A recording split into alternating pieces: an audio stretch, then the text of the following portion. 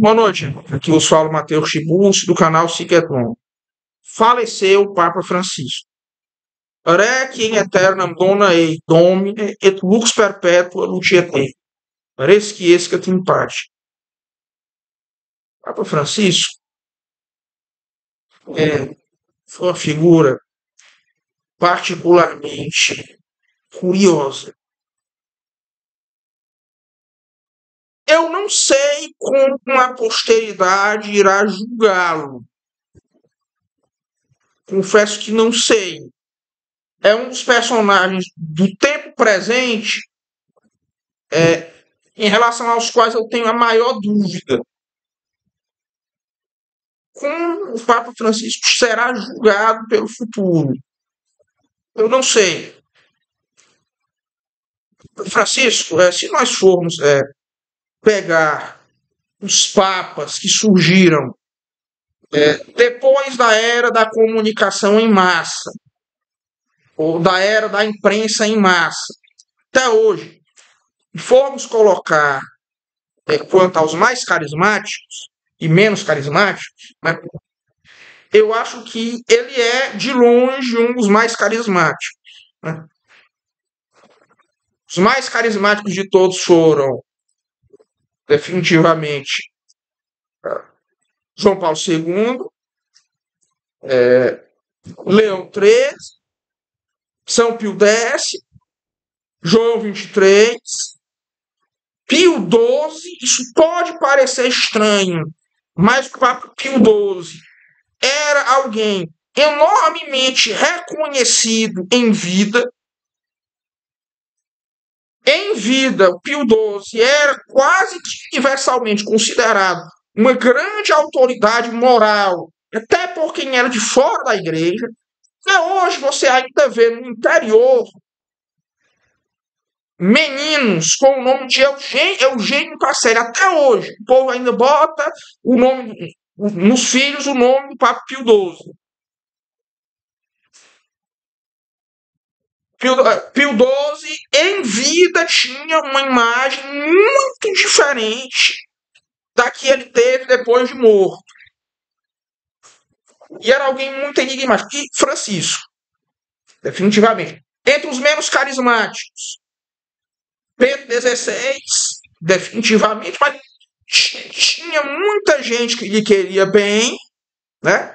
Tinha muita gente que queria bem ao Bento XVI. Na Europa, ele era alguém muito benquisto, sempre foi muito benquisto entre os intelectuais e entra ao setor mais conservador da igreja, por assim dizer. Nunca o Brasil era o país que tinha uma visão mais negativa do Bento XVI, e o Brasil foi o único país do mundo cuja cobertura da morte do Papa Ratzinger foi uma cobertura ruim, foi uma cobertura negativa. Paulo VI, ainda menos carismático, muito menos carismático, e o menos tanto que o Paulo VI é um pontífice que eu acho que quase ninguém se lembra, já que foi canonizado, é São Paulo VI agora, ora pro nobis, mas o pontífice menos carismático dessa era pós-televisão foi o Pio XI. Até hoje, ninguém nunca quis inventar um processo de canonização do Pio XI. Já investiguei a esse respeito. Não existe processo de canonização do Pio XI. Se houver, por favor, avisem. Não é, Pio XI, pelo que eu vi, não é nem servo de Deus. Nunca ninguém quis fazer um processo de canonização do Pio XI.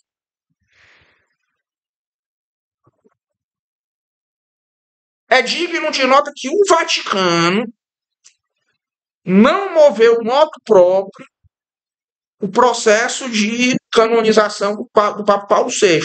Quem o moveu foi a Diocese de Brescia, que é a sua cidade natal. O Papa Francisco, ele era originário da Argentina.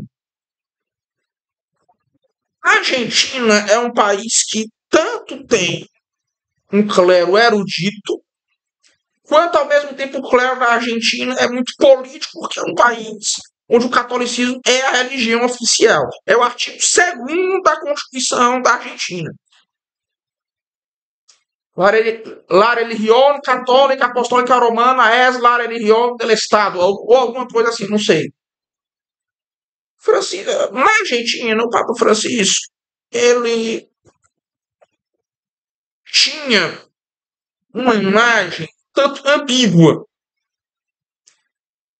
porque ele teve ligação com os montoneiros, que são algo não muito bem visto na Argentina, inclusive pela própria esquerda. A imagem que havia do sumo pontífice na Argentina era algo muito ambíguo. Mas ele sempre foi alguém muito querido pelo alto clero. Tanto que no conclave que elegeu Bento XVI, ele foi o segundo mais votado. E não o cardeal Martini, que era lá considerado um grande querido da mídia liberal, etc., a mídia progressista, etc. O Francisco é alguém ambíguo. O Papa Francisco foi alguém ambíguo. É digno de nota que ele tenha falecido na oitava da Páscoa que ele fez a sua Páscoa, e como notou uma das pessoas mais inteligentes do Brasil, eu vou dizer quem foi o Henrique Basílio Zapelini Cordeiro. Abraço aqui para o Henrique. Né? Uma das pessoas mais inteligentes do Brasil, que o Papa Francisco faleceu no aniversário da fundação de Roma.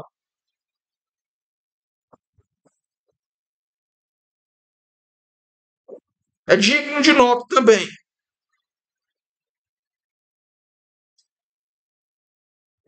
Francisco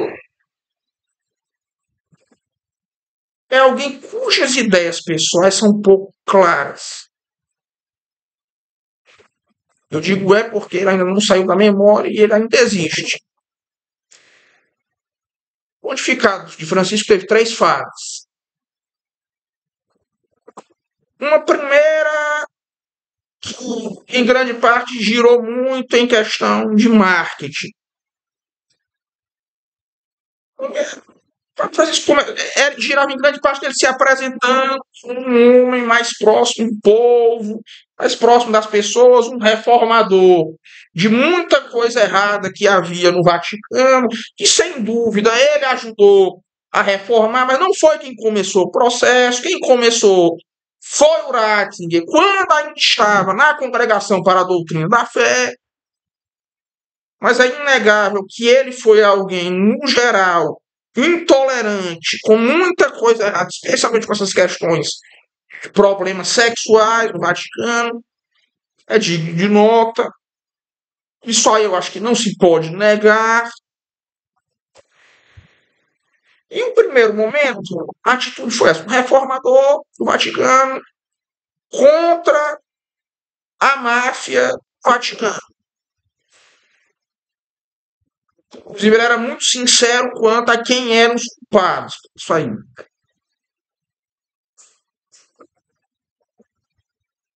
Agora, essa primeira fase dele, por mais que a esquerda quisesse já defender, não era algo tão claro assim que houvesse um elemento revolucionário do pontificado do Papa Francisco. Na segunda fase, isso se torna muito claro.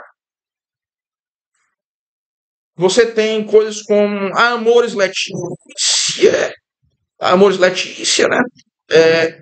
A Fiducia Supplicans, né? Que libera comunhão para divorciar, bênção para casais homoafetivos. O Papa Francisco sempre teve uma política de entente cordiale com a esquerda mundial, tanto com a esquerda populista da América Latina, quanto com essa esquerda elitista do velho mundo e dos Estados Unidos. Né? Essa segunda fase do Papa Francisco tem claramente uma unidade de ação revolucionária. Foi cooptado pela cúpula da Companhia de Jesus, que desde a gestão daquele, salvo engano, Pedro Arupe, virou um órgão claramente revolucionário dentro da Igreja Católica. Na fase final, eu acho que nos últimos 2 ou 3 anos, pontificado Francisco, ele baixou esse tom.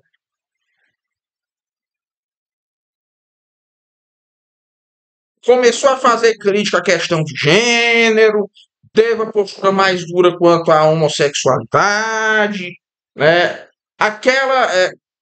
Teve aquela declaração, se não me engano, dignitas infinita, que, pô, por mais que ela tenha uma fundamentação que é questionável, ela é muito dura quanto à maioria dessas bizarrices modernas, fez nomeações nos últimos anos relativamente conservadoras. Verdade seja dita, o Papa Francisco, no Brasil, por exemplo, as suas nomeações de prelados foram tão conservadoras quanto as do BTDC, ou talvez até mais, verdade seja dita.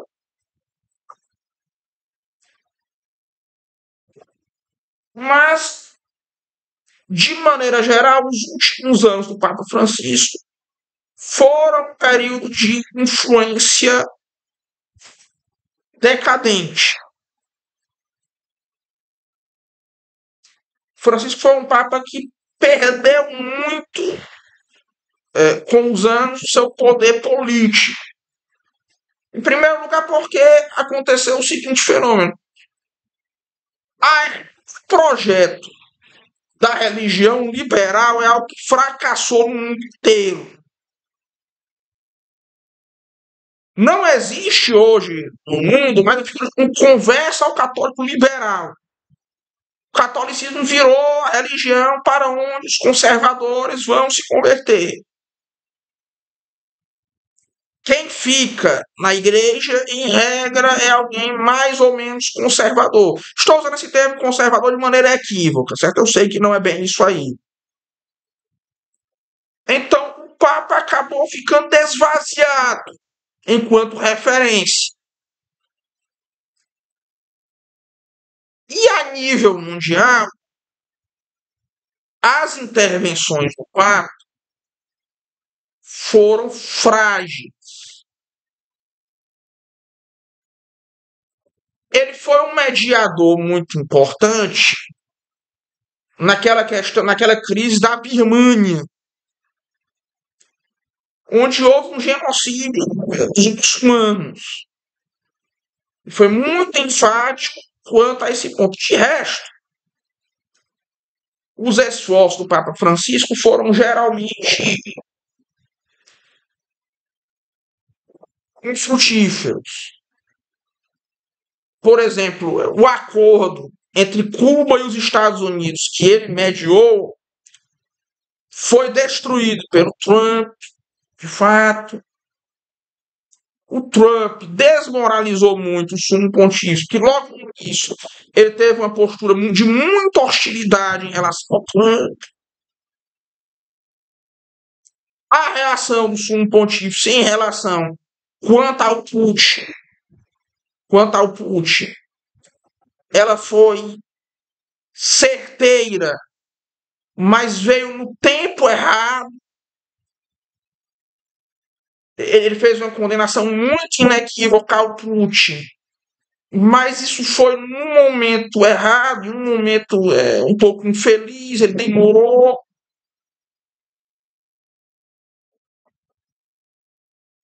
Houve uma demora, apesar de que ele foi muito severo, de fato, tanto quanto precisava ser. Chamou o patriarca lá, Cirilo, de coroinha do. Simplesmente foi muito engraçado. Mas, de maneira geral, também foi alguém que perdeu muito rapidamente o respeito na Europa. Não era alguém muito querido na Europa, porque ele tinha, querendo ou não, um perfil popular demais até para a Argentina. Para a Europa, então, era algo um tanto injustificável, assim.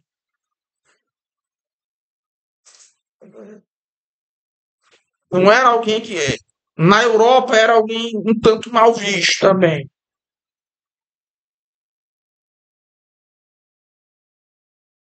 Os últimos anos do Papa Francisco foram de relativo declínio.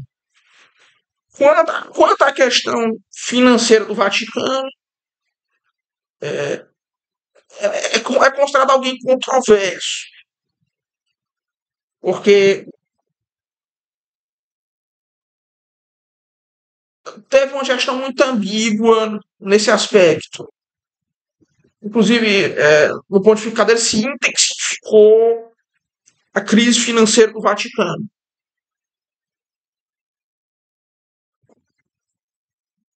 Suas nomeações cardinalícias foram frequentemente ambíguas, elas foram nomeações mais cosmopolitas que as do João Paulo II. De maneira que o próximo conclave é imprevisível. É um conclave imprevisível.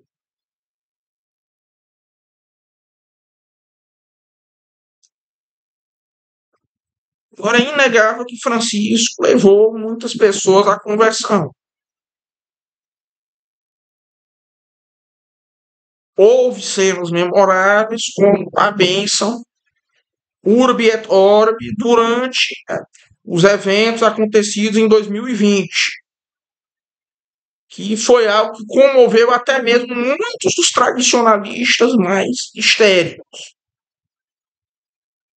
Ele realizou a consagração da Rússia, ironicamente foi ele, o pontífice, que realizou a consagração da Rússia durante a crise da Rússia da Ucrânia. Ele agiu com muita razão. O problema é que, na situação da Rússia, ele demorou a agir. Se tivesse agido antes, ele teria um grande protagonismo na situação. De maneira geral, foi um pontífice que,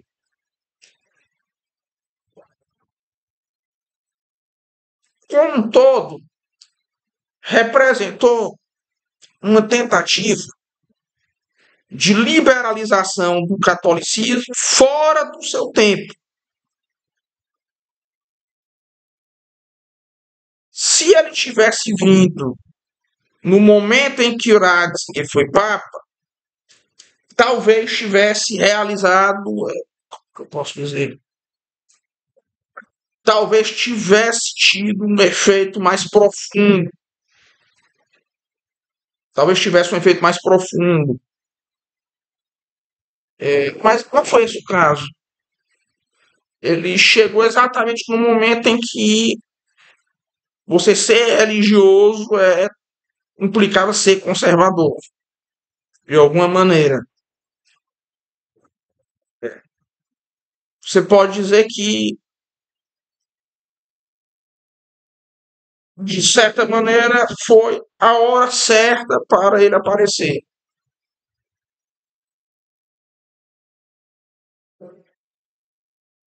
E o resultado fica para a história. Oremos todos pelo pontífice já falecido, pelos colégios dos cardeais, para que façam uma boa escolha. Pois um forte abraço a todos e até logo.